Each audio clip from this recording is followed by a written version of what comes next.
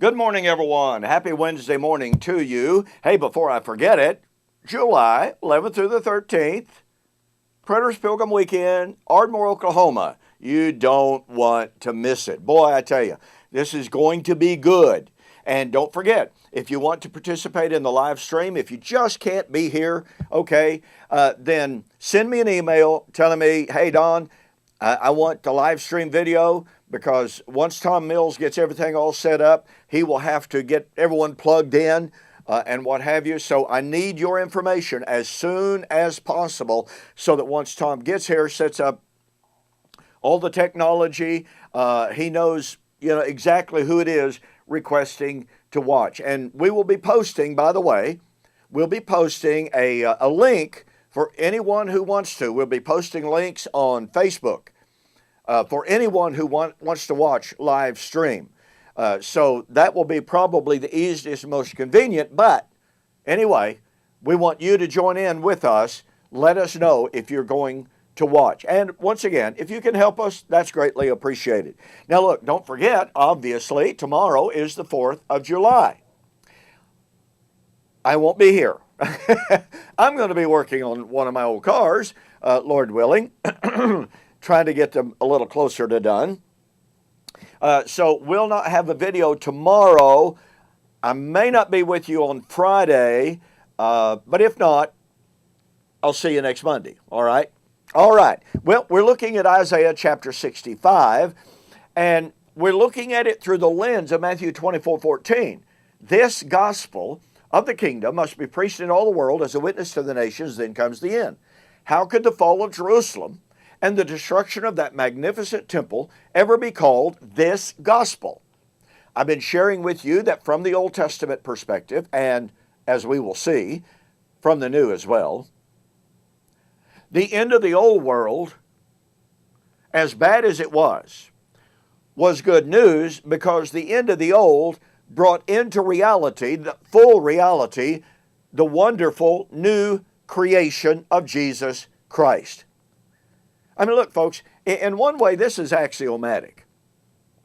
The problem of it is, most Bible commentators say, well, the destruction of the old creation, that's the destruction of physical heaven and earth, and the new heaven and earth is a literal physical heaven and earth. That's simply not true. That's not a biblical doctrine. Now, I believed it for years, okay? At least a modified form of it. I believed that the literal physical creation had to pass away, but then the new heaven and new earth is actually heaven. It's not a literal heaven and earth at all. But the point of it is, I completely overlooked the fact that that was a bad news, good news deal. I mean, I knew it somewhere in my mind. Okay, the destruction of heaven and earth. Oh, that's absolutely awful. The earth and the elements that are therein that shall be melted and burned up. Oh, but the glorious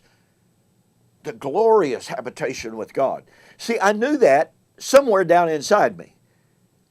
But I never thought about it as this gospel of destruction. Well, guess what? That's not the gospel of destruction. This gospel of the kingdom that Jesus had in mind was not the destruction of physical heaven and earth, bringing in a physical new creation.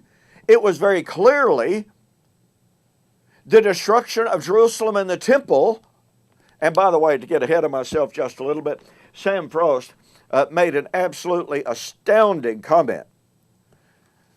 He claimed that when Jesus said, do you not see all of these things? You know, here the disciples have been showing Jesus the stones and the buildings of the temple. And Jesus said, do you not see all of these things? The time is coming in which not one stone shall be left standing on top of another. And Sam Frost said, Jesus is not simply saying that the temple would be razed, but that not one stone will be left standing upon another that will not be destroyed. Rather, see all these things? Jesus is speaking of the greater destruction than just a building. Well, he's certainly talking about Jerusalem and the temple. He's not talking about heaven and earth universally considered. He is speaking of the temple and Jerusalem. Mr. Frost wants us to believe Jesus was talking about something more than the city, more than the temple. There's not a word in the text to support that. Not a word. Well, anyway, look in Isaiah chapter 65, 13 and following. Notice, here is Jesus, Yahweh, speaking to Old Covenant Israel. He has, in verses 10 and following, accused them of sin. And, by the way, of filling up the measure of their sin, which is echoed by Jesus in Matthew 23. Okay? All right. Behold, Yahweh said, my servants shall eat, you shall be hungry. Behold, my servants shall drink, you shall be thirsty. Behold, my servant shall rejoice, you shall wail or shall be ashamed. Behold, my servant shall sing for joy of heart. You shall wail for sorrow of heart, and wail for grief of spirit. You shall leave your name as a curse to my chosen. Now listen, if this is not bad news next, I don't know what it is. For the Lord God will slay you and call his servants by another name. I mean, look, folks, any way you look at it, this is some bad news here. You're going to be hungry. My servants shall eat. You're going to be thirsty. My servants shall drink. You're going to wail for sorrow of heart. My servants are going to sing with joy. The Lord God will slay you. But I'll call my servants by another name. Who are his servants in the context? Well, it's the righteous remnant of verse 8. It's the righteous remnant that Paul talks about in Romans 9 to 11. As he spoke about how Isaiah said, except the Lord of Sabaoth had left us a remnant, we should be like Sodom and Gomorrah. That's Paul's doctrine of the remnant that is found right here in Isaiah 65, verse 8. Now, is this good news and bad news, or is it bad news and good news? Well, of course it is. The Lord God will slay you. That's bad news. It's horrific. And that's what Matthew 24 describes. But call his people by another name. So that the one who blesses himself in the earth shall bless himself in the God of truth. The one who swears in the earth shall swear by the God of truth, because the former troubles are forgotten, and because they're hidden from my eyes. Now, folks, there's some wonderful news here. The former troubles are forgotten. For behold, for. There's that grammatical construction of that conjunction, that connecting particle that says for. The Lord God will slay you, for behold, I create new heavens and new earth. Bad news. Good news. I'm going to destroy the old creation. What old creation was he going to destroy? The old covenant people.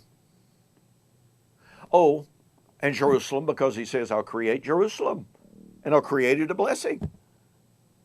Here's a prediction of the fall of Jerusalem that is a horrific bit of bad news, but it's also marvelous and wonderful good news because it's a new creation. And remember, Jesus echoes Isaiah 65 in Matthew 23.